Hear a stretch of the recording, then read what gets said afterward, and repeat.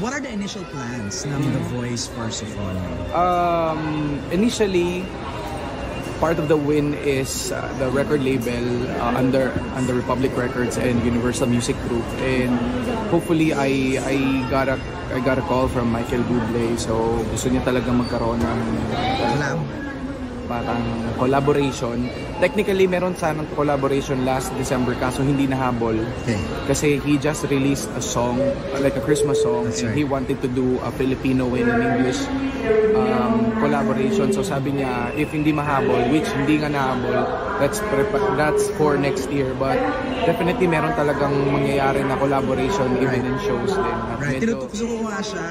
Sabi ko, we're looking forward to a Bublé Sophronia show in Manila. Oh yeah, and I got a few number of calls na kung paano maglilink and paano magko-contact sa kanya for a show. Right. And